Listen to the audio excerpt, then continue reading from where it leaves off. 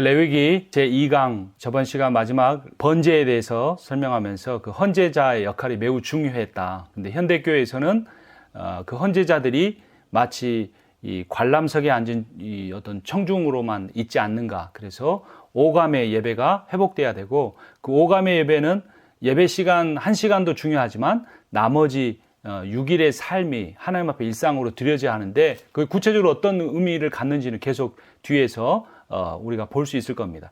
그러면 헌제자가 이런 중요한 역할들을 다 했다면 제사장은 무슨 역할을 했을까? 제사장이 어떤 육체적으로나 어떤 그 오감을 사용하진 않았지만 매우 중요한 일을 했는데, 그건 뭐냐면 피를 받아 제단 사면에 뿌린 겁니다. 1장 5절을 보겠습니다.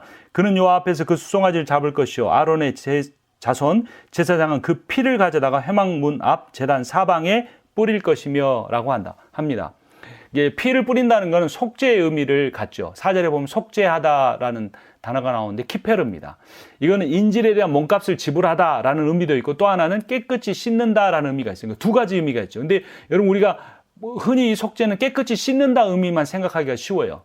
어떤 죄를 부정한 걸 없앤다. 근데 이거는 몸값을 지불한다는 거예요. 근데 우리가 사탄에게 어떤 종이 되어 있죠. 포로가 되어 있죠. 그래서 그걸 빼와야 되는데 어떻게 빼오는가? 대신 누군가 죽어야 되는 거예요. 그래서 그 몸값을 지불하다는 의미가 키페르에 있고, 깨끗이 씻다는 의미도 있습니다. 고대 사회에서 소가 사람을 받아 죽이면 그 소의 주인도 죽어야 합니다. 소도 당연히 죽어야 되는데 주인도 죽어야 했어요. 근데 그 주인이 자기의 죽음을 면하기 위해서 몸값을 치르면 죽지 않아도 됐어요. 그럼 출애굽기 21장 28절 30절에 자세한 그 스토리가 나오는데, 그때 바치는 돈, 그거를 키페르라고 합니다. 그래서 그만큼 사람의 목숨 값어친 만큼 있는 것으로 바쳐야 돼. 사실 소 한 마리 우리 좀 쉽게 생각할 수 있는데요, 이 당시에는 그 집안 전체 살림을 좌우할 수 있는 거였어요. 그래서 그만큼 값어치 있는 것이었습니다. 그래서 우리는 누군가, 이 목회자의 정체성은 자신이 목회하는 성도의 수에 있지 않습니다. 예배당 크기에 있지 않습니다. 사람들이 얼마나 인정해주는 실력 있는 목사냐, 사람의 인정에 달려있지 않습니다. 우리의 값어치는 우리의 키페르 대신 예수 그리스도의 인격과 그분의 사랑과 그분의 능력만큼의 값어치가 있습니다. 우리를 대신해 그분이 죽으셨기 때문입니다. 자, 피는 피로 속해야 한다. 레위기의 제1원칙인데요. 레위기 17장 11절. 육체의 생명은 피에 있음이라. 내가 이 피를 너에게 주어 제단에 뿌려 너희 생명을 위하여 속죄하게 하였나니 생명이 피에 있으므로 피가 죄를 속하느니라. 그냥 용서는 절대 없습니다. 간과하신 게 아니에요. 넘어가 주신 게 아닙니다. 값을 치르셨어요. 냉정하게, 정확하게, 공의롭게 죽었어야 했던 거죠. 예수 그리스도께서 죽으셨습니다. 자, 8절에 보면 1장 8절입니다. 아론의 자손 제사장들은 그 뜬 각과 머리와 기름을 제단 위에 불 위에 있는 나무에 벌려 놓을 것이며, 이제 다 각까지 떠서 가죽배 각 뜨고 피를 씻어내서 이렇게 다 잘라놓은 고기를 이제 불에 태우는 역할을 제사장이 했던 겁니다. 그러니까 현대교회 예배가 사역자 중심으로 돌아가는 것은 성경적이지 않아요. 예배 참여자들이 내가 그 예배에 하나님을 만나기 위해서 해야 될 역할들이 분명하게 있었고, 그 사역자들은 매우 중요한 몇 가지 포인트만 해줬다는 거죠. 그래서 우리의 오늘 예배가 이제 구약의 사륵스 예배가 신약의 소마 예배를 바뀌었는데, 사륵스는 살이라는 뜻이 있습니다. 육신이라는 거 번역이 되는데요, 이 소마라는 건 몸이라고 번역되는데, 이거는 지정의를 의미합니다. 로마서 12장 1절. 그러므로 형제들아, 내가 하나님의 모든 자비하심으로 너희를 권하노니 너희 몸을 하나님이 기뻐하시는 거룩한 산 제물로 드리라. 이는 너희가 드릴 영적 예배니라. 여기서 너희 몸, 제물, 이게 정확하게 구약 제사 제도를 근거로 하고 있다는 것을 우리가 알 수가 있습니다. 근데 이때의 몸은 사륵스가 아니고 소마예요. 지정의예요. 내 판단이에요. 내 세계관이에요. 내 가치관이에요. 내가 교단에 속한 그 교단의 교리예요. 이걸 하나님 앞에 바쳐라 라는 겁니다. 자신을 그렇게 바친다는 건 뭐냐면 죽는다는 의미고, 이것이 제사의 의미고 세례의 의미입니다. 로마서 6장 4절. 그러므로 우리가 그의 죽으심과 합하여 세례를 받음으로 그와 함께 장사되었나니 이는 아버지의 영광으로 말미암아 그리스도를 죽은 자 가운데 살리심과 같이 우리를 또한 새 생명 가운데 생하게 하려 함이라. 만일 우리가 그의 죽으심과 같은 모양으로 연합한 자가 되었으면 또한 그의 부활과 같은 모양으로 연합한 자도 되리라. 우리가 알거냐 우리 옛사람이 예수와 함께 십자가에 못 박힌 것은 죄의 몸이 죽어 다시는 우리가 죄의 종 노릇 하지 아니하려 함이니 이는 죽은 자가 죄에서 벗어나 의롭다 하심을 얻었음이라. 갈라디아서 2장 20절에 했던 십자가에 예수와 함께 못 박힌단 말이 로마서에도 동일하게 6장 6절에서도 나옵니다. 이게 세례의 의미고 제사의 의미예요. 예수님 혼자 못 박히신 걸 내 머리로 믿는 게 믿음이 아니라는 거예요. 믿음이란 내가 예수와 함께 실제로 못 박히는 거예요. 그러니까 그때 그 믿음은 뭡니까? 신뢰입니다. 아브라함이 아들을 모리아 산으로 끌고 갈 때 그만하지 않았어요. 그 이삭을 묶을 때 그만하지 않으셨어요. 그를 향하여 칼을 치켜들 때까지도 그만하지 않았어요. 그 칼을 심장을 하여 겨누어 내리꽂으려고 할 때 아브라함 부르신 거예요. 신뢰예요, 신뢰. 믿음이란 신뢰입니다. 그 행동에서 믿음이 나오진 않지만 믿음에서 반드시 행동이 나오는 겁니다. 그렇게 하는 이유는 뭐냐? 우리가 더 이상 죄의 종노릇 하지 않기 위해서예요. 더 이상 종노릇 하지 않게 하기 위해서 우리에게 속죄함을 주신 것이지 우리가 아무리 많은 죄를 지어도 괜찮게 하기 위해서 속죄함을 주신 것이 아니라는 겁니다. 비슷한 말이고 똑같은 논리 같지만 엄청난 다른 결과를 가져올 것이고 그것이 구원을 결정할 것입니다. 자, 9절, 13절, 17절에 하나님께 바쳐진 향기로운 냄새라는 표현이 반복됩니다. 인간의 죄에 대한 하나님의 진노를 이 향기로운 냄새가 짐승이 불태워지는 그것이 가라앉혔어요. 하나님이 얼마나 여러분 무시무시한 분인지 아시겠죠? 누군가는 저렇게 숯검댕이가 돼서 죽어야만 하나님이 풀리시는 분이에요. 진노의 하나님, 심판의 하나님, 노아의 8명 가족 빼고 다 물에 빠져 죽게 하신 분이 하나님이라는 거예요. 이런 하나님을 예배하는데 우리가 그 예배를 인도하는 분이 그 예배를 받으신 그 진노의 하나님, 심판의 하나님, 물론 구원의 하나님, 은혜의 하나님이죠. 그분께 예배를 포커스를 둬야지 청중에게 포커스를 둬서는 안 된다는 겁니다. 자, 제사와 속죄가 전부가 아니고 시작이다. 제사와 속죄를 결론으로 바라보는 것은 악행을 그치고 선행을 행하여 사랑과 정의 하나님 나라를 이루어가는 것입니다. 그래서 바꿔 말하면 회개 없는 예배는 종교 예식에 불과합니다. 마태복음 4장 이때부터 예수께서 비로소 전파에 이르시되 회개하라 천국이 가까이 왔느니라 하시더라. 천국은 우리가 가는 곳이 아니라 죽어서 가는 곳이 아니라 천국이 우리에게 옵니다. 천국이 뭐냐면 하나님의 다스림이기 때문에. 그래서 그 천국이 어떻게 우리에게 임할 수 있는가 회개해야 돼. 방향을 바꿔야 되는 겁니다. 생각을 바꾸는 겁니다. 자, 그 회개의 또 다른 의미는 뭐냐? 시편 34편 18절 여호와는 마음이 상한 자를 가까이 하시고 충심으로 통회하는 자를 구원하시는도다. 여유로운 사람, 세상의 복을 하나님한테 잔뜩 받아서 그 조금도 흔들림이 없는 사람이 아닌 흔들리는 사람, 고난 가운데 있는 사람, 아픔 가운데 있는 사람, 시련 가운데 있는 사람, 그 사람이 세상에서 붙들 것이 단 하나도 없어 하나님밖에 붙들 분이 없어 마지막 기회로 알고 그러한 절박한 마음으로 드리는 예배, 그것이 충심으로 통회하는 자의 예배고 그가 구원을 받습니다. 그리고 정의가 번제이다 인데요, 이사야서 1장을 보면 여호와께서 말씀하시되 너희의 무수한 재물이 내게 무엇이 유익하뇨? 순양의 번제와 살찐 짐승의 기름에 배불렀고 나는 숫송아지나 어린 양이나 숫소염소의 피를 기뻐하지 아니하노라. 너희가 내 앞에 보이로오니 이것을 누가 너에게 요구하였느냐? 내 마당만 밟을 뿐이라. 사실 하나님이 요구하셨잖아요. 레위기에서 그렇게 하라고 하셨잖아요. 그래놓고 하나님이 이렇게 반어법을 사용합니다. 난 너에게 이거 요구한 적 없다고 말씀하는 거예요. 내 마당만 밟는다는 거예요. 예배당에 모여있기만 할 뿐이라는 거예요. 헛된 재물 가져오지 말라는 거예요. 더 이상 헌금하지 말라는 겁니다. 분향은 내게 가증히 여기는 바라고 말합니다. 너희들이 드리는 찬양은 가증하다고 말합니다. 월삭과 안식일과 대회로 모이는 것도 부흥집회든 새벽기도든 다 내게는 가증하다라는 거예요. 왜냐? 성회와 아울러 악을 행하는 걸 하나님이 견딜 수 없기 때문이라는 겁니다. 그럼 하나님은 도대체 무엇을 원하십니까? 너희의 일상이 예배가 되기를 원한다. 오감의 예배를 드리기를 원한다. 그게 뭡니까? 17절에 선행을 배우며 정의를 구하며 학대받는 자를 도와주며 고아를 위해 신원하며 과부를 위해 변호하라. 이렇게 하지 않고 반대 일을 행하면서 교회 와서 아무리 예수의 피로 구원받았다고 박수치고 눈물 흘리고 기도를 해도 소용이 없다라는 겁니다.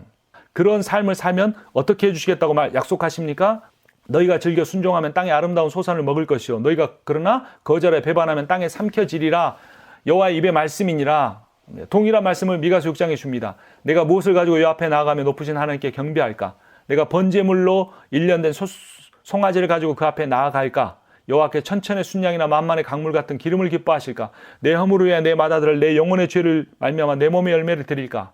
기름은 하나님께 바치고 고기만 먹어라. 다 가르쳐 주셨잖아요. 기름은 바치라고 해놓고 하나님은 강물 같은 기름도 안 기뻐하신답니다. 성경은요 항상 양쪽 극단이 있습니다. 믿음으로만 구원 받는다는 것 같기도 하고 행함 없는 믿음은 죽은 믿음이라고 하고 언제는 기름을 바치라고 하고 너는 먹으면 안 돼. 이건 중요한 거니까 나만 먹어야 돼. 이러놓고 언제는 내가 그런 기름 안 기뻐한다. 이렇게 말씀하세요. 거기 이유가 나옵니다. 8절에 사람아 주께서 선한 것이 무엇임을 내게 보이셨나니 여호와께서 내게 구하시는 것은 오직 정의를 행하며 인자, mercy를 사랑하며 love your mercy, 겸손하게 내 하나님과 함께 행하는 것이 아니냐.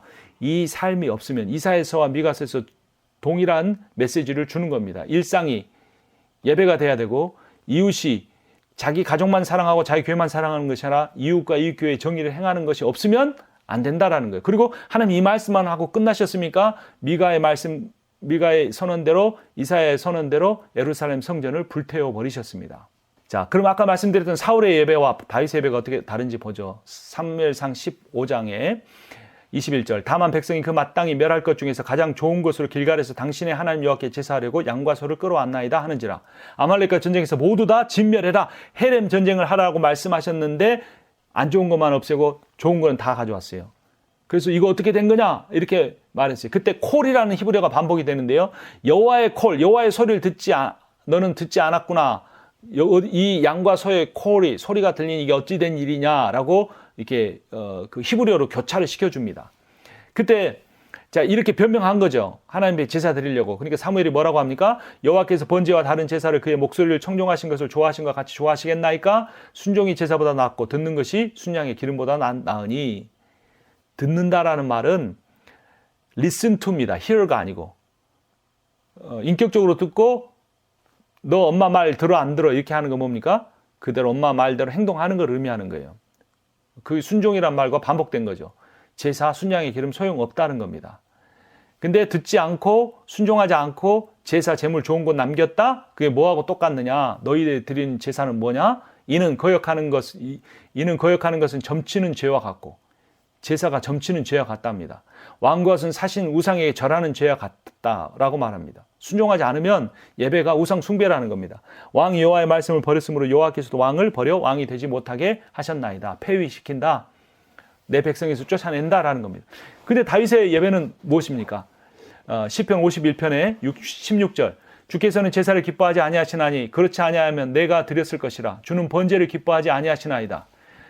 17절. 하나님께서 구하시는 제사는 상한 심령이라. 하나님이여 상하고 통회하는 마음을 주께서 멸시하지 아니하시리. 현대교회의 99.9%가 다 있습니다. 없는 건 하나가 있는데 상한 심령입니다. 제가 기억해요. 전 나이가 이제 53밖에 안 됐습니다. 68년생이니까. 그런데도 70년대 말에 고등학교 때도 부흥회를 다녀봤고요. 이제 87년 그때 뭐 대학생 때 또 교회를 갔는데 그때는 눈물이 있었습니다. 교회에 가면 눈물이 있었어요. 가난했고 힘들었고 어려웠고.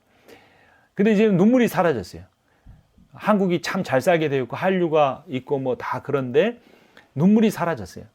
상한 심령이 없는 겁니다. 그런데 나머지는 다 있어요. 사울의 예배처럼 온갖 좋은 것들의 소리가 가득 차 있습니다. 근데 우리는 어떤 예배를 드려야 할 건지 잘 생각해 봐야 합니다. 결론은 번제란 무엇인가? 자기 대신 제물을 희생하여 다시 받아주신 하나님에 대한 온전한 신뢰에서 나오는 전적인 헌신을 의미합니다. 그것은 종교적 예식이 아니고 삶에서 정의와 사랑을 실천합니다라는 겁니다. 그래서 이 번제라는 종교적 형식이 중요하지 않은 것처럼 오늘날도 예배라는 종교적 형식이 중요한 것이 아니라는 겁니다. 아무리 많은 재물을 입고 아무리 많은 사람이 모이고 아무리 열정적으로 찬양을 하고 대단한 말씀이 선포되어도 그것이 삶에서 정의와 사랑으로 표현되지 않으면 하나님이 그것을 역겨워하신다. 그것이 우상 숭배다라고 말씀하셨습니다. 사실 오늘날 우리에게 가장 큰 우상은 교회일 수 있습니다. 교회는 하나님 나라의 수단에 불과합니다. 그런데 그 수단이 주인공이 되어버렸습니다. 그리고 그 교회가 화려해지고 교회가 수가 많아지고 성장하고 멋있어지는 것을 하나님 나라의 확장으로 동일시시켜버렸습니다. 그것이 우리가 두려워야 될 일이고 결국 교회는 어떻게 돼야 되느냐면 번제처럼 자신을 태워서 드려야 됩니다. 헌신해야 합니다. 그 헌신의 가장 큰 기초는 결국 하나님에 대한 전적인 신뢰입니다. 그렇게 헌신하고 희생하는 이에 대해서 하나님께서 붙잡아 주시고 사용하여 주시고 하나님 나라의 종으로 세워 주실 거라는 겁니다. 두 번째 2장 소제에 대해서 보도록 하겠습니다. 소제는 미느하라고 하는 히브리어인데요. 선물이란 뜻입니다. 2장 1절을 제가 읽겠습니다. 누구든지 소제의 예물을 여호와께 드리려거든 고운 가루로 예물을 삼아 그 위에 기름을 붓고 또 그 위에 유향을 놓아 라고 합니다. 기름과 유향이 받쳐진 더해진 곡물 제사죠.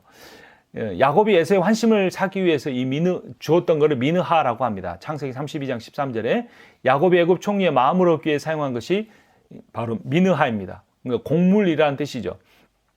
창세기 43장 11절 신하가 왕에게 조공을 바칠 때 또 미느하라는 단어가 사용됐습니다. 사사기 3장 15절, 열왕기상 4장 21절. 그래서 이렇게 사람이 자신의 주인이나 왕에게 바치는 조공, 감사, 헌신의 의미를 드리는 것입니다. 농산물로만 제물이 바쳐졌고요. 4절은 화덕에 구운 소재, 5절에 6절은 번철에 붙인 소재, 7절은 솥에 삶은 소재가 드려집니다.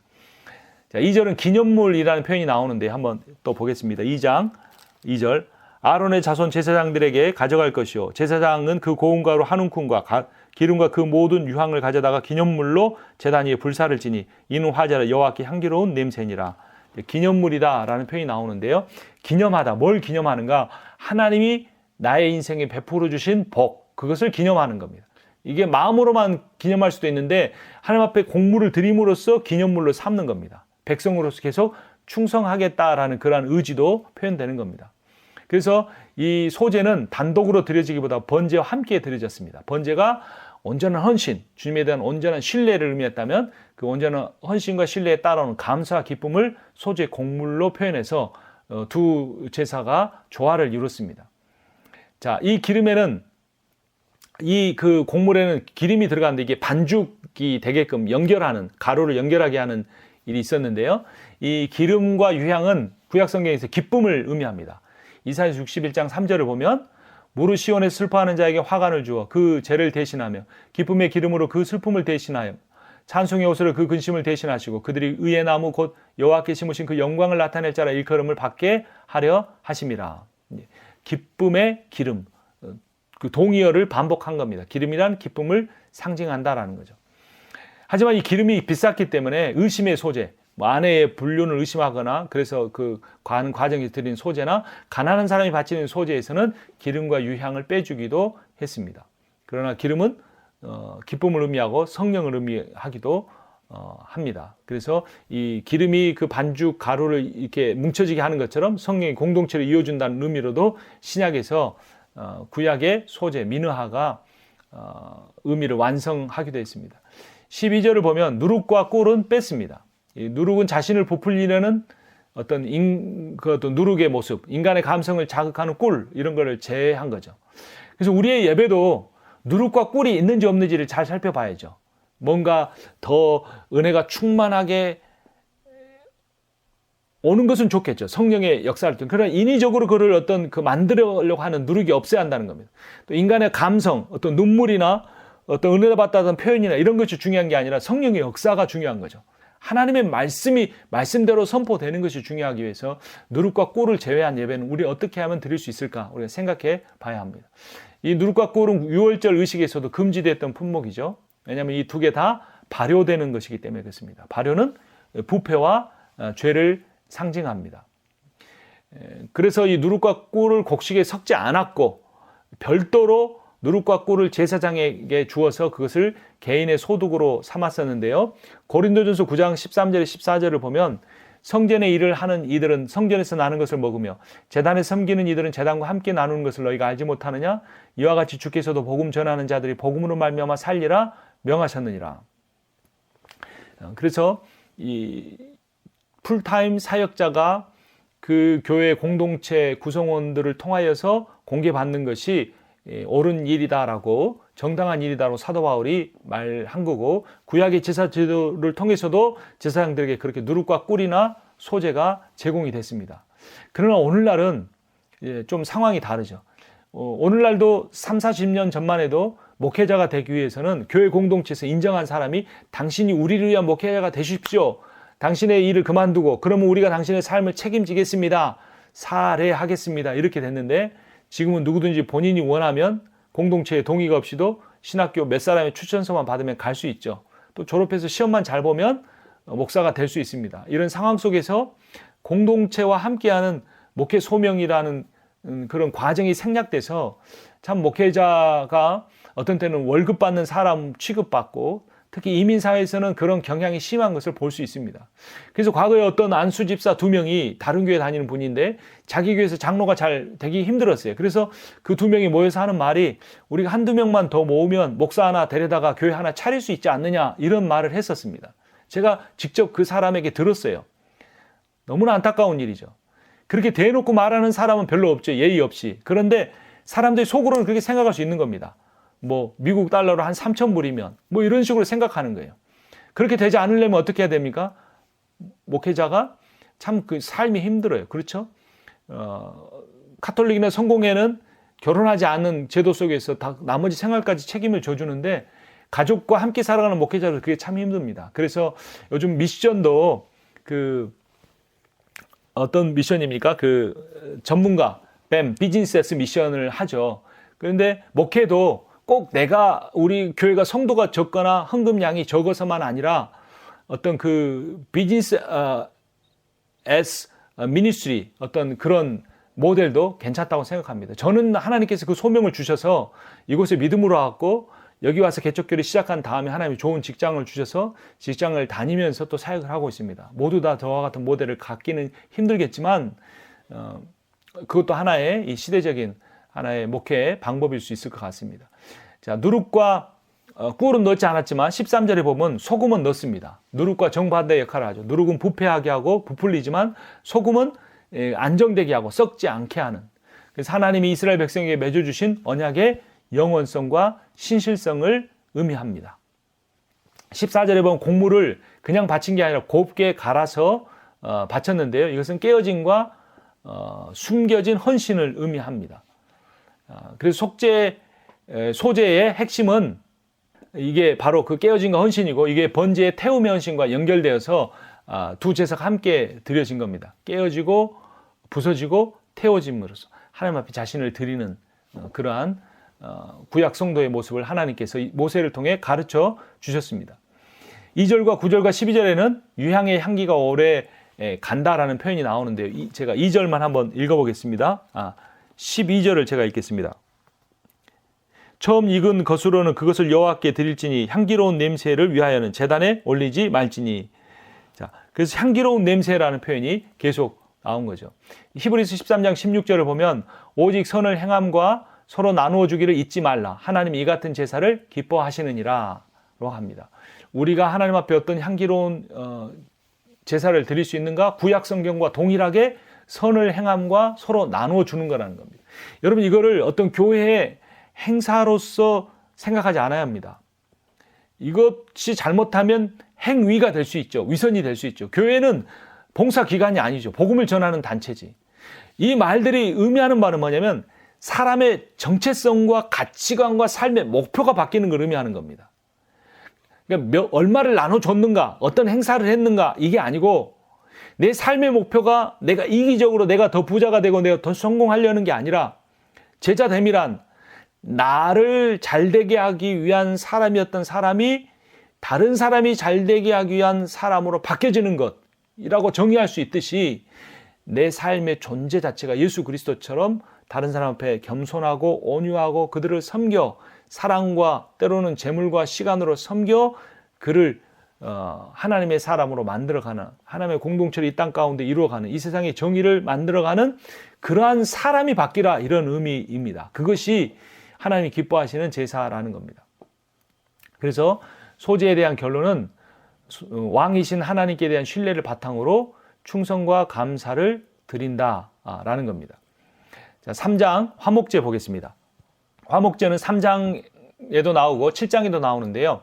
이 화목제를 좀 더 이해하기 위해서 우리 그 김경렬 교수님이 기독교일보에 연재했던 요아킴 이야기라는 게 있는데 제가 한번 읽어드리겠습니다. 요아킴은 먼 여행길을 떠났다. 사해에서 캔 소금덩어리를 다메섹에 가서 팔면 가족들 1년 생계는 걱정할 필요가 없는 돈을 만질 수 있었다. 영세했던 요아킴 일행의 여행 장비는 빈약했으며 낙타와 노새는 노쇠했다. 300km가 넘는 여행길은 어려웠다. 큰 강을 만나 떠내려갈 뻔했고 뜨거운 광야길을 건널 때는 길을 잘못 든 바람에 물이 고갈되어 쓰러질 뻔했다. 목적지를 불과 하루길 앞둔 어느 날 일행은 산적대를 만났다. 모든 것을 빼앗길 찰나였다. 그때 어디선가 갑자기 10수명의 군인들이 나타나 극적으로 그들을 물리쳐 주었다. 그들은 임무를 마치고 마침 다메섹으로 복귀하고 있던 참이라 했다. 하나님이 보내신 하늘의 천군 천사들 덕이었다. 힘든 여행길을 마치고 요아킴은 고향으로 돌아왔다. 소금도 좋은 값으로 팔아 당분간 넉넉히 살 수 있게 되었다. 요아킴은 하나님께 바칠 번제의 양과 화목제의 소를 각각 한 마리씩 고른 후 당장 성전으로 달려갔다. 자신의 여행길을 함께 해주신 하나님, 여러 차례 위기의 순간에 구원의 손길을 베풀으신 여호와 하나님께 감사의 제사를 바치고 친족과 사람들을 위해 기쁨의 잔치를 베풀고 싶었기 때문이다. 번제를 감사의 제물로 먼저 바친 후 요아킴은 화목제를 또한 하나님께 올려드렸다. 제사 규례를 따라 번제의 양은 남김없이 모두 태워져 하나님께 감사의 제물로 올라갔다.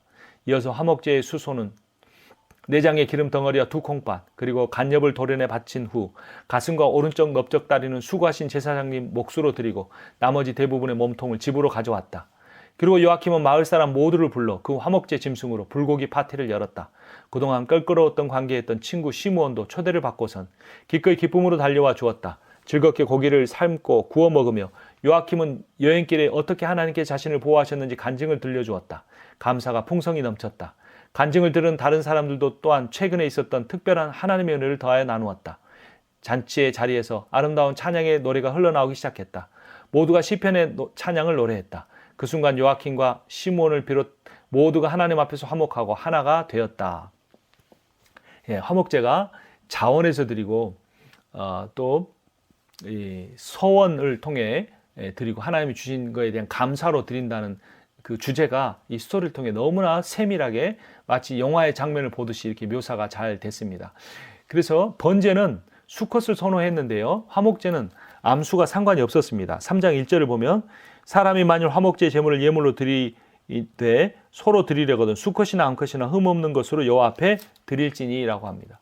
그러니까 수컷이 더 좋다고 그랬죠. 그러니까 하나님께 온전히 바치는 번제는 수컷만 드릴 수 있는데 화목제는 상관없었습니다. 그러니까 번제가 화목제보다 더 중요하다는 걸 나타내 주고요. 또 사람들과 고기를 나누기 위한 관계적인 제사였기 때문에 염소까지는 바칠 수 있었습니다. 근데 비둘기나 곡식은 제외했죠. 왜냐하면 마을 사람들 모여가지고 비둘기를 나눠 먹기는 조금 그러니까요. 또한 번제와 소제는 의무 제사입니다. 반드시 정기적으로 드려야 되는데 화목제는 선택적으로 본인이 자발적으로 드릴 수 있는 제사였고요. 화목제 역시 2절에 보면 제물에 안수하고 피를 제단 사방에 뿌렸습니다. 또 3, 4절에 보면 피와 내장, 기름, 이제 간엽이나 콩팥 기름은 하나님께 바쳤죠. 왜냐하면 기름은 제일 좋은 걸 의미했고 피는 생명을 의미했기 때문입니다. 여기까지는 번제와 똑같죠. 제물을 잡고 토막 내는 것 똑같고 그런데 번제는 모두 바쳤죠. 근데 화목제물은 기름만 바칩니다. 자, 4절, 5절을 제가 읽어봅니다. 2콩팥과 그 위에 기름 곧 허리 쪽에 있는 것과 간에 덮인 거풀을 콩팥과 함께 떼어낼 것이요 아론의 자손은 그것을 제단 위에 불 위에 있는 나무 위에 번제를 위하여 살을 찌니 이는 화제라 여호와께 향기로운 냄새니라. 그래서 기름 부분을 주요 내장과 함께 바쳤습니다. 그래서 화목제사의 의미는 요아킴의 이야기를 통해 볼 수 있는 것처럼 하나님께 감사한 마음을 표현하는 겁니다. 그리고 제사장도 음식 그 넓적다리 하나를 먹을 수 있고 일반인도 먹을 수 있고 요아킴 이야기에서는 따로 먹었지만 때로는 제사장과 일반인이 같이 먹을 수도 있었습니다. 그래서 이게 가장 아름다운 이 공동체를 회복하는 귀한 일이었죠. 그래서 제일 좋은 부위는 기름은 하나님께 바치고 오늘날로 보면 이해가 안 가요. 기름 다 안 먹으려고 그러잖아요. 근데 옛날에는 이렇게 1년에 한두 번 고기를 먹을까 말까 했기 때문에 기름이 가장 좋은 거였습니다. 근데 그 기름을 하나님께 양보하고 퍽퍽한 살만 먹었던 거죠. 그리고 또 간엽과 콩팥은 어떤 그 생물학적으로 좋은 부위일 뿐만 아니라 어떤 영적으로도 마음의 좌소라고 알려졌습니다. 그래서 콩팥과 간엽을 하나님 앞에 드린다는 것은 제사 드리는 사람이 자신의 마음을 하나님께 바친다라는 거였어요. 또 가나안 종교의 입장에서 보면 간엽은 어떤 점수를 위해 사용되기도 했습니다. 그래서 그렇게 하지 못하도록 하나님께 바치라는 그런 의미도 있다고 볼 수 있습니다. 제사장은 오른쪽 뒷다리, 지방이 없는 딱딱한 부위를 먹었고요. 이제 하나님 앞에 나머지 제물은 향기로운 제물로 화제로 바쳐졌습니다. 그래서 염소에 관한 이야기가 6절에 11절, 양에 관한 이야기가 12절, 16절인데 제물만 달라졌지 동일한 내용이 반복이 됩니다. 그리고 양의 경우는 좀 특수한데요. 9절에 보면 미골에서 뺀 꼬리를 하나님께 바쳐야 했습니다. 여러분 한국 사람 이거 이해할 수 있어요. 한국 사람들 뭐 좋아합니까? 꼬리곰탕이죠. 꼬리에 뭐가 많아요? 지방이 많아요. 그래서 이게 완전히 아주 핫 아이템인데 이건 사람이 먹고 싶은 건데 안 먹고 하나님 앞에 바쳤어요. 그래서 어떤 그 그림에 보면 꼬리가 굉장히 큰 양도 이렇게 모양이 나오기도 하는데요. 그걸 하나님 앞에 바쳐야 했습니다. 그래서 앞서 말씀드린 것처럼 화목제 세 가지 주제가 있는데 첫 번째 감사함. 시편 50편 23절을 보면 감사로 제사를 드리는 자가 나를 영화롭게 하나니 그의 행위를 옳게 하는 자에게 내가 하나님의 구원을 보이리라. 자원함. 신명기 16장 10절. 내 하나님 여호와 앞에 칠칠절을 지키되 내 하나님 여호와께서 내게 복을 주신 대로 내 힘을 헤아려 자원하는 예물을 드리라. 소원. 시편 66편 13절부터 내가 번제물을 가지고 주의 집에 들어가서 나의 소원을 주께 갚으리니 이는 내 입술이 낸 것이요 내 환난 때 내 입이 말한 것이니라. 내가 순양의 향기와 함께 살진 것으로 주께 번제를 드리며 수수와 염소를 드리리이다. 셀라. 자, 감사한다, 자원한다, 소원한다. 이건 뭘 의미하죠? 하나님과 관계가 아주 좋은 겁니다. 화목하게 된 거죠. 이 화목이라는 단어는 쉘라밈이라는 히브리어인데요. 이 샬람임은 샬롬에서 나왔어요. 샬롬이 화평입니다. 화평, 평화, 평화란 전쟁이 없는 상태, 갈등이 없는 상태를 의미하는 게 아닙니다. 더 나아가 하나님의 온전한 통치로 말미암아 온전한 은혜와 깊은 사랑을 가지고 계신 하나님의 품 안에 안김으로 말미암아 참 기쁨과 평화가 이 내 배에서 생수처럼 솟아나는 그 상태, 조금의 부족함도, 조금의 두려움도 염려도 없는 기쁨만 충만한 상태가 바로 샬롬인데, 그래 이 샬롬이라는 것은 상황이나 조건을 통해 오는 게 아닙니다. 가난할 때 샬롬이 없고 부자면 샬롬이 오는 게 아닙니다. 오히려 가난할 때 샬롬을 얻을 수가 있습니다. 왜냐하면 샬롬이란 상황이나 조건이 아니라 관계와 신뢰 때문에 오는 것이기 때문에 그랬어요. 여러분, 사랑하는 사람 만났을 때 가슴이 뛸 때 그 사람에게 두려운 것이 없어요. 그 사람을 위해서라면 내가 무엇이든 할 수 있는 그런 마음이 생기는 겁니다. 절대 여러분의 목회적 상황이나 조건 때문에 내 마음이 힘든 것이 아니고 마음이 힘들다면 하나님과의 관계가 깊지 못하고 내가 하나님을 전적으로 신뢰하지 못하기 때문에 그럴 수 있어요. 근데 오히려 목회적 환경이 힘듦으로 인하여서 내가 하나님의 관계에 집중하고 하나님의 무릎 꿇는 시간을 가장 중요시 여기고 하나님만이 나의 전부라고 외치며 내가 하나님 앞에 엎드려질 때 우리는 샬롬을 경험할 수 있습니다. 그 샬롬을 회복할 때 그 샬롬의 은혜가 우리가 흘러나가서 다른 사람을 변화시킬 수가 있는 거죠. 그리고 이 샬롬, 그러니까 하나님과의 관계의 완전한 회복의 클라이막스, 그 핵심이 뭔가? 그거는 바로 식탁 교제입니다. 그게 막 찬양일 줄 알았는데, 방언 기도일 줄 알았는데, 엄청난 사람을 회심시키는 설교일 줄 알았는데, 그렇지 않아요. 샬롬의 최종적 상태, 목적, 비전은 뭐냐? 식탁 교제예요. 겨우 먹고 마시는 겁니다. 자, 구약의 화목제사 때 뭐였어요? 마지막이 제사장과 헌제장 함께 기쁨과 평화의 식탁을 나눴어요. 그 요아킴이 시몬을 만나서 서먹서먹했던 친구 관계 회복됐어요. 뭡니까? 먹고 마심으로. 이 구약만 그랬는 줄 알았어요, 여러분? 예수님이 마지막 사역이 뭐였죠? 그거 한번 기억해 보세요. 마지막 사역, 십자가 지기 전에. 기껏 한 끼 식사한 거예요. 그러니까 한국 사람 대단한 겁니다. 보면은 뭐 물어봐요? 밥 먹었냐? 밥은 먹고 다니냐? 그것도 뭐 합니까? 친한 사람한테 밥이나 언제 한번 먹자. 이거 그냥 하는 말 같지만 이거 굉장한 일입니다. 밥 먹는 거. 밥 먹는 걸 뭐라고 합니까? 식구, 먹을식 입구. 먹어야 돼요. 교회는 먹는 곳입니다. 같이 먹고 나눌 수 있을 정도만 교회의 숫자가 돼야 돼요. 그래 예수님이 성만찬하고 끝났습니까? 아닙니다. 그거를 기념하라 그랬어요. 계속 먹고 마시라. 먹고 마시는 게 우리의 본분이에요. 근데 단순한 식사가 아니라 재물과 생명과 삶과 구원을 나눔이에요. 밥을 같이 먹는 게 재물을 나누는 거예요. 생명을 나누는 거예요. 이야기를 나누는 거예요. 에피소드를 나누는 거예요. 목사와 성도는 친구가 될 수 없다. 어떤 나이 드신 목사님이 하셨던 말씀이에요. 99%는 동의할 수밖에 없는 것 같아요. 그런데 저는 나머지 1%의 희망을 두고 가족이 되는 그런 교회 공동체, 형과 동생이 되는, 목사와 성도가 형과 동생이 될 수 있는 그런 교회를 꿈꿉니다. 기도합니다. 같이 먹는, 뭐를 이벤트를 만들고 무슨 비전을 해가 몇 명을 채우고 예배당을 짓게 헌금하고 이것도 중요합니다. 근데 우리 식구끼리는 뭐 합니까? 식구끼리 매번 한 거잖아요. 밥 먹잖아요. 그게 그거라는, 밥 먹는 거. 자, 하나님과 식탁을 함께 한다. 그게 어떤 의미인지 아십니까? 어떤 원수도 우리를 해하지 못한다는 거예요. 우리가 잘 아는 시편 23편 4절. 내가 사망이 엄침한 골짜기로 다닐지라도 해를 두려워하지 않을 것은 주께서 나와 함께 하심이라. 주의 지팡이와 막대기가 나를 안위하시나이다. 주께서 내 원수의 목전에서 내 원수가 두 눈을 부라리고 나를 죽이려고 발톱을 갈고 있는 그 눈앞에서 하나님께서 겨우 하시니 내게 밥상 차려주시는 거예요. 내 머리에 기름 좀 발라주셨어요. 그랬더니 뭐예요? 내 잔이 넘쳐요. 잔은 내 인생이에요. 내 인생의 복, 기쁨. 이 밥상을 같이 한다는 건 무슨 말이냐면요. 이 사람 내 사람이다. 너 건드리면 죽는다 이 말이에요. 하나님과 성만찬하는 게 이런 의미입니다. 예수 그리스도의 살과 피를 먹고 하시는 포도주와 떡을 먹는 게 이 의미예요. 하나님이 선언해 주시는 거예요. 이 포도주와 떡을 떼는 자를 건드리는 자는 죽는다. 자, 그래서 뭐라고 고백합니까? 그 고백을 들은 다윗이 내 평생의 선하심과 인자하심이 반드시 나를 따르리니 내가 여호와의 집에 영원히 살리로다. 여호와의 임재 가운데 영원히 살리라. 어떤 상황이에요? 지금 사망의 음침한 골짜기를 다니고 있어요. 지금 죽느냐 내일 죽느냐 그 갈림길에 있는 거예요. 그런데 주님이 붙잡아 주신다는 거예요. 이 말이 시편 23편을 제가 묵상하다 떠오른 게 로마서 8장 37절입니다. 정확하게 이 말씀이에요. 그러나 이 모든 일에 우리를 사랑하신 이로 말미암아 우리가 넉넉히 이기느니라. 내가 확신하노니 사망이나 생명이나 천사들이나 권세자들이나 현재일이나 장래일이나 능력이나 높음이나 기쁨이나 다른 어떤 피조물이라도 우리를 우리 주 그리스도 예수 안에 있는 하나님의 사랑에서 끊을 수 없으리라. 원수의 목전에서 예수 그리스도께서 피 흘려 주셨고 살을 찢겨 주셨기 때문에 그가 눈을 부라리며 나를 삼키려 하고 내 가족을 삼키려 하고 내 교회를 삼키려고 해도 절대로 끊을 수 없다는 거예요. 허접한 사람이 아니에요. 사망이나 생명이 천사도 권세자도 이 세상의 모든 시대의 어떤 정신도 복음의 터 위에 세워진 교회를 흔들 수 없다라는 겁니다.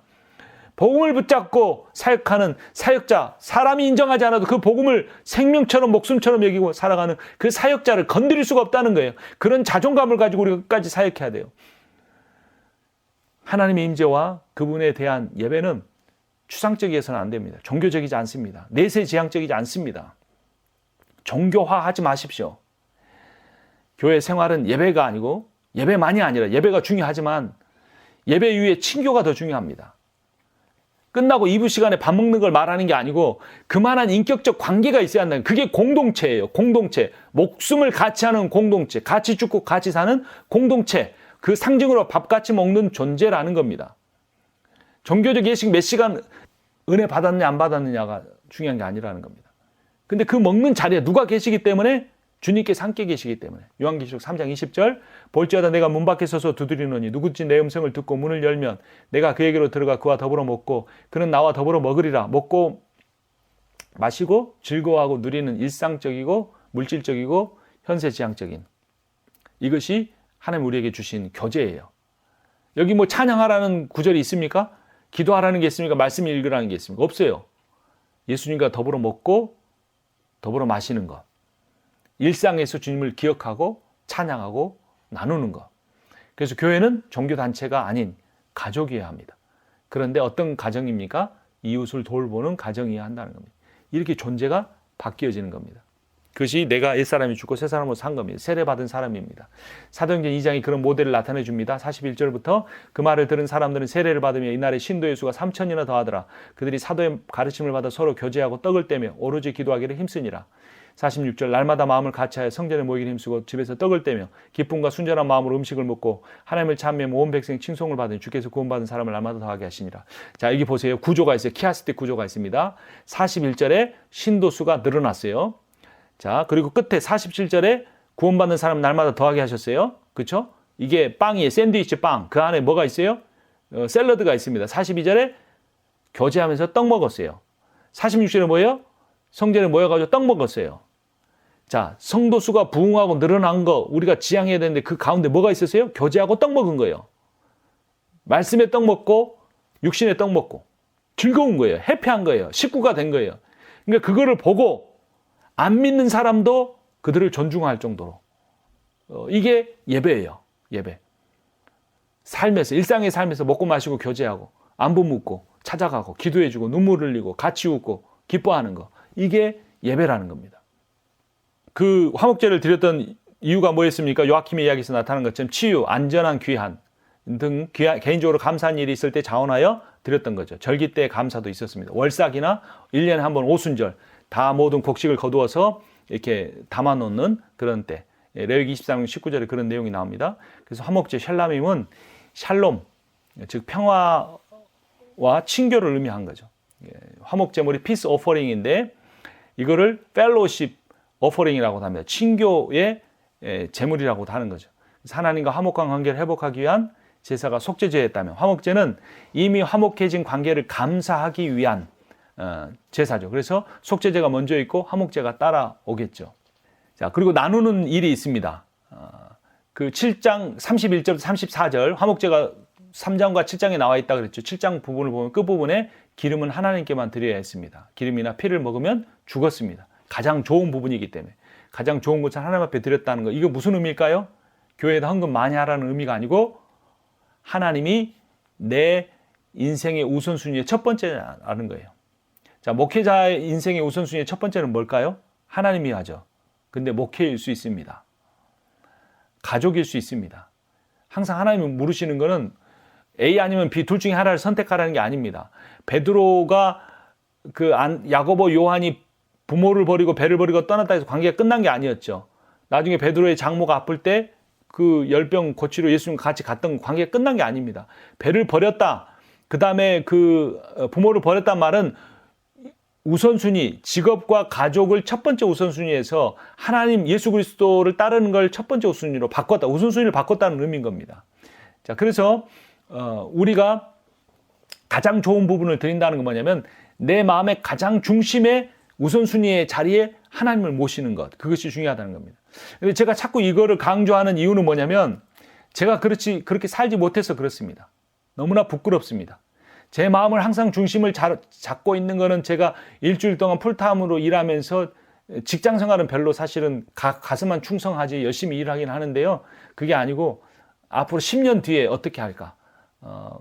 어떻게 하면 집을 또 살 수 있을까? 나중에 어떻게 하면 내 자녀가 또 잡을 구할 수 있도록 도와줄 수 있을까? 이런 생각들이 머릿속에 많이 있고 다 내려놓고 모든 걸 다 내려놓고 하나님만 붙잡고 기도하는 시간이 참 부족해요. 근데 오늘 새벽에 하나님 3시에 깨워주셨는데요. 저는 이제 가족 집에서 예배를 드리는데 하나님께 무릎 꿇게 하셨습니다. 제가 이 강의가 생각났던 건 아닌데 하나님께서 그렇게 하셨어요. 그리고 무릎 꿇고 아무것도 생각하지 않고 하나님만 생각하며 하나님에 대한 사랑을 제가 떠올리며 찬양하고 그 하나님을 향한 사랑을 고백했습니다. 제 마음에 이 최근에 몇 달 중에 가장 큰 기쁨이 물밀듯이 밀려왔어요. 여러분, 우리가 이 하나님과의 깊은 교제, 사랑의 교제를 회복해야 합니다. 그러면 내가 달라지고, 내가 달라지면 가족이 달라지고, 가족이 달라지면 교회가 달라지고, 교회가 달라지면 세상이 달라집니다. 이걸 바꿔서 안이 부패할수록 우리가 겉을 더 화려하게 하려고 합니다. 순서가 바뀌면 안 됩니다. 자, 번제가 하나님을 위한 3번 밑에 번제가 하나님을 위한 수직적 감사의 제사였다면 화목제는 하나님께도 감사하지만 제사장과 이웃들과 고기를 나누는 수평적 친교의 제사였습니다. 예수 그리스도의 십자가가 아래에서 위로 향한 하나님과 관계를 나타내고 양옆으로 향하는 이웃과의 관계를 모두 강조하듯이 우리가 또 율법이 하나님 사랑과 이웃 사랑을 강조하듯이 이 두 가지, 이 속죄제와 화목제를 같이 우리가 보아야 한다는 겁니다. 그런데 이 속죄제와 화목제가 하나님과의 관계, 이웃과의 관계지만 그 모든 관계에 크로스되는 그 지점에 누가 계시냐? 예수 그리스도가 있다는 겁니다. 그런 의미에서 제사는 예배는 예수를 먹고 마시는 겁니다. 요한복음 6장 54절에 보면 내 살을 먹고 내 피를 마시는 자는 영생을 가졌고 마지막 날에 내가 그를 다시 살리리니 내 살을 먹고 내 피를 마시는 자는 내 안에 거하고 나도 그의 안에 거하나니 라고 합니다. 먹고 마시는 것. 우리가 누구를 사랑한들 내 살을 찢어주고 내 피를 흘리겠습니까? 그러나 주님은 우리에게 그렇게 하십니다. 여기 오늘 요한 레위기 말씀을 들으시는 목사님 한 분 한 분을 위하여 살을 찢고 피를 흘리실 만큼 사랑하십니다. 여러분들이 어떤 목회를 하시든 어느 지역에 있든 지금 여러분이 어떤 마음 가운데 있든 그렇게 사랑하십니다. 단 한 번도 그 사랑은 바뀌지 않았고 그 사랑은 수천 년 전 태초부터 시작된 사랑이고 이 세상이 멸망하는 그날까지 유지될 사랑입니다. 우리가 먼저 그 사랑을 붙잡고 그 사랑에 이끌림 받아 같이 사역하기를 원합니다. 요한일서 4장 10절을 보면 사랑은 여기 있으니 우리가 하나님을 사랑한 것이 아니요 하나님 우리를 사랑하사 우리 죄를 속하기 위하여 화목제물로 그 아들을 보내셨습니다. 여러분 아들을 키워보니까 딸을 키워보니까 그 마음 아시겠잖아요. 정말 목사님들 사모님들 고생하면서 자녀들을 키우는데 그거에 하나의 희망을 두잖아요. 어떤 부모가 그 아들을 제물로 바치려고 보내겠습니까? 인간도 그렇게 못하는데 온전하신 하나님이 그렇게 하셨습니다. 여러분들을 사랑하셔서, 저를 사랑하셔서. 에베소서 2장 16절, 또 십자가로 이 둘을 한 몸으로 하나님과 화목하게 하려 하심이라. 원수된 것을 십자가로 소멸하시고. 골로새서 1장 20절, 그의 십자가의 피로 화평을 이루사 만물 곧 땅에 있는 것들이나 하늘에 있는 것들이나 그로 말미암아 자기와 화목되게 하기를 기뻐하심이라. 그래서 화목하게 하는 것, 또 속죄하게 하는 것, 이것이 십자가의 위와 아래의 내용이고 그 중심에 예수 그리스도가 계시다는 것입니다. 그래서 화목제의 결론은 하나님과의 샬롬이 회복됨으로 인하여 이웃과 화목의 축제와 식사를 회복하는, 사랑이 회복되는 일이 일어났다라는 겁니다.